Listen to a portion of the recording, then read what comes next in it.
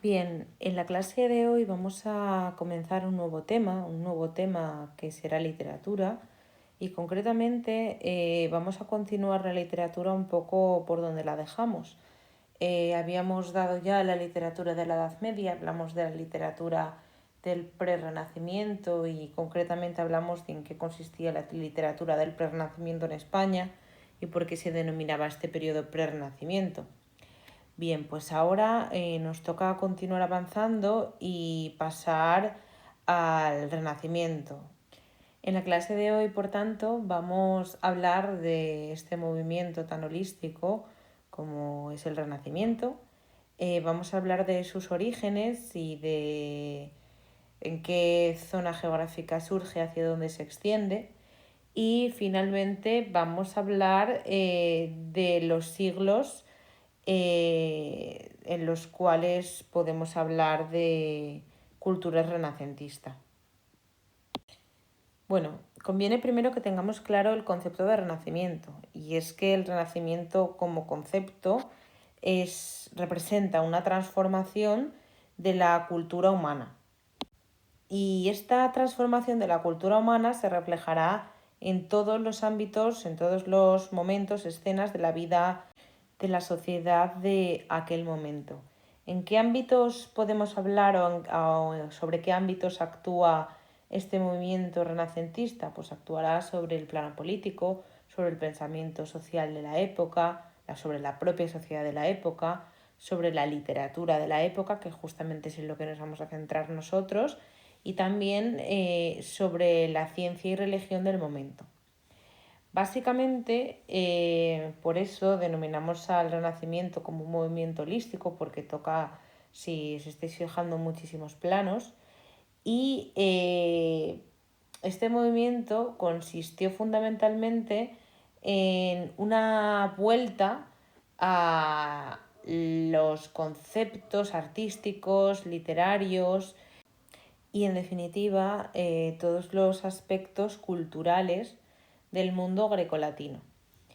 Estos autores no pretendían sustituir los ideales que ya tenían, sino lo que pretendían era compatibilizar estos idearios propios del mundo grecolatino con el ideario cristiano de la sociedad en la que se enmarcaban. El movimiento del Renacimiento surge en Italia y surgirá durante los siglos XIV y XV. Bueno, en muchos manuales de literatura a estos siglos también se les conoce por su término italiano, se les denomina Quattrocento y Cinquecento. Desde Italia, recordad que esto es importante, va extendiéndose un poco con gran influencia sobre el resto de territorios europeos, y en el resto de territorios europeos triunfa de manera un poco más tardía que en la zona de Italia. Tendremos que esperar a el siglo XVI a hablar de renacimiento en la mayor parte de zonas de Europa. Aún así, aunque es más tardío que en su epicentro cultural, sí debemos hablar de la importancia renacentista en otras zonas geográficas de Europa, y concretamente nosotros nos centraremos en cómo se desarrolla este renacimiento en España, qué características tiene y qué obras representativas podemos encontrarnos. En cuanto a los orígenes del Renacimiento, estos se basan en dos tipos de transformaciones muy importantes que tienen lugar en la época. La primera de todas será una transformación social y la segunda se referirá más a una transformación ideológica.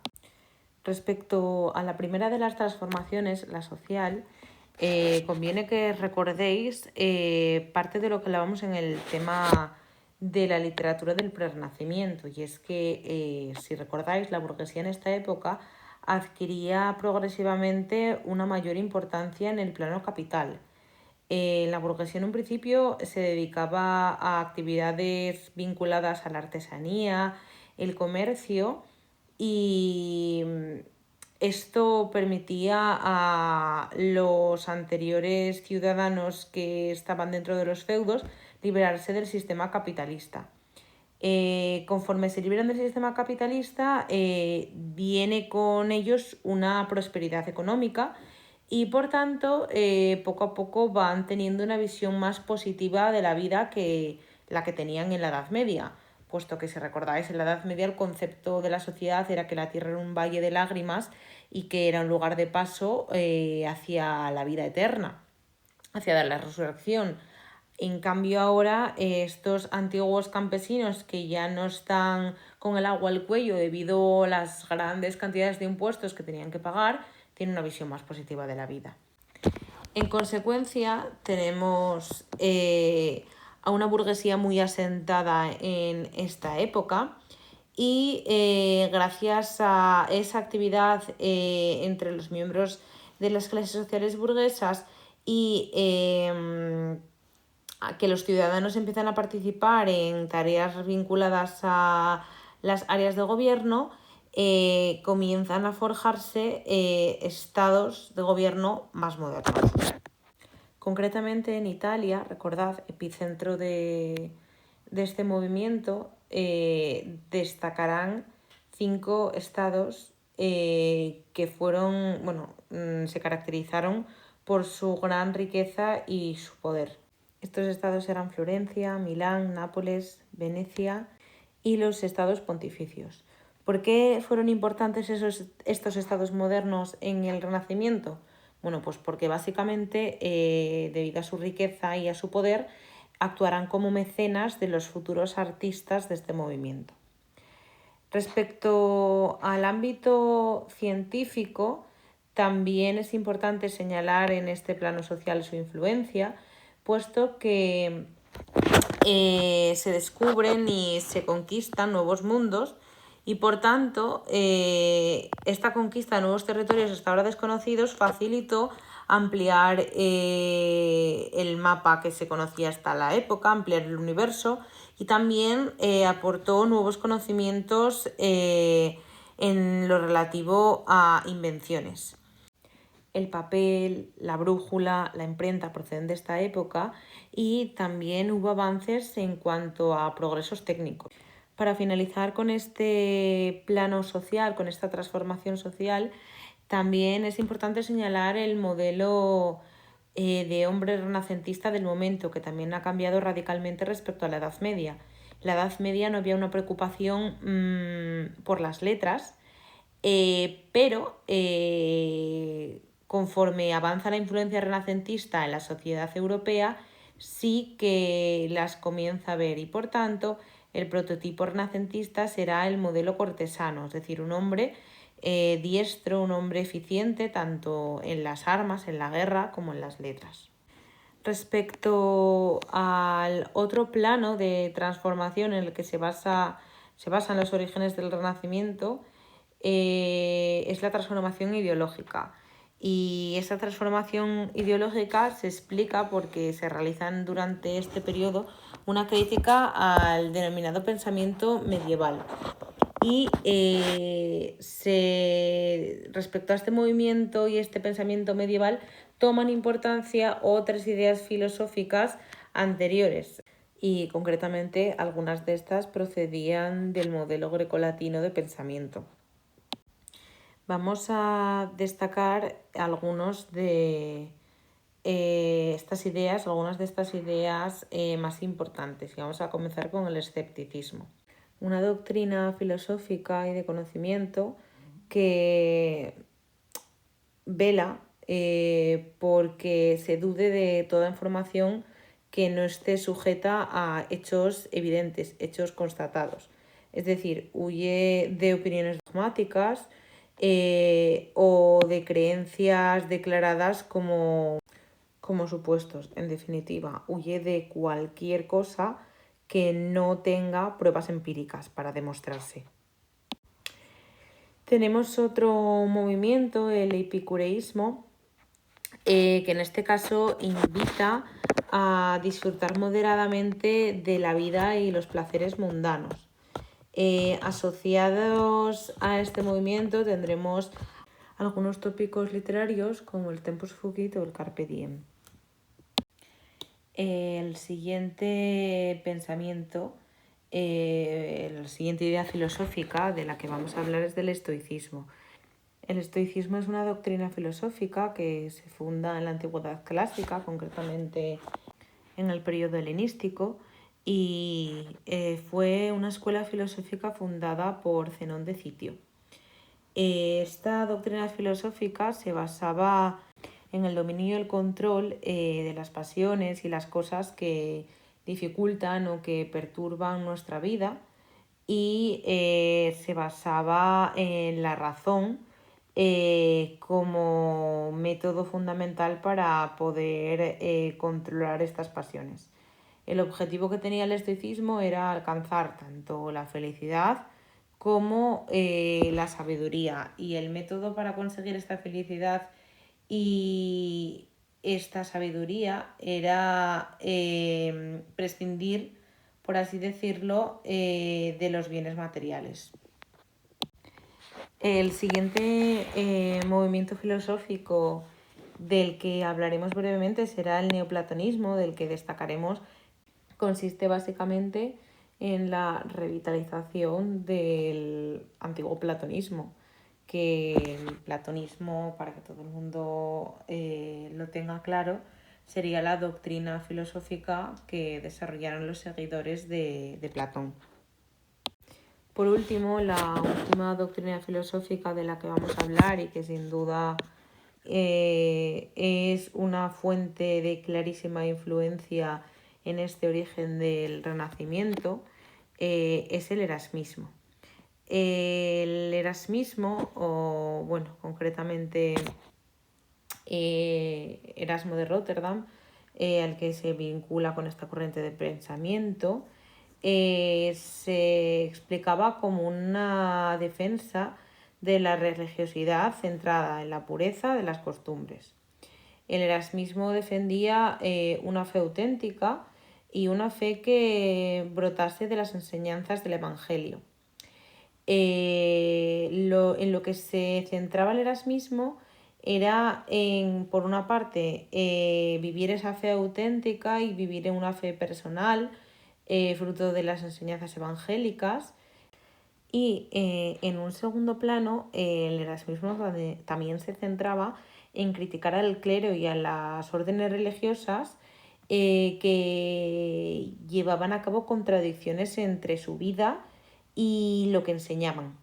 Es decir, criticaba a aquellos que predicaban caridad y eran avariciosos, o criticaba a aquellos miembros del clero que defendían y aconsejaban a otros la castidad, pero ellos llevaban una vida libertina.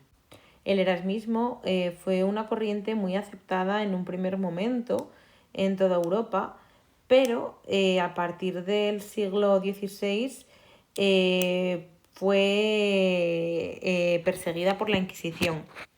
Persiguieron tanto las publicaciones que seguían este principio filosófico como a todos los erasmistas.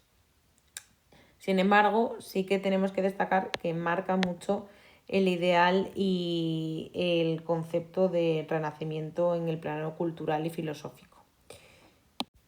También relacionado con este concepto de transformación ideológica, tenemos que hablar sin duda del antropocentrismo, del concepto de antropocentrismo.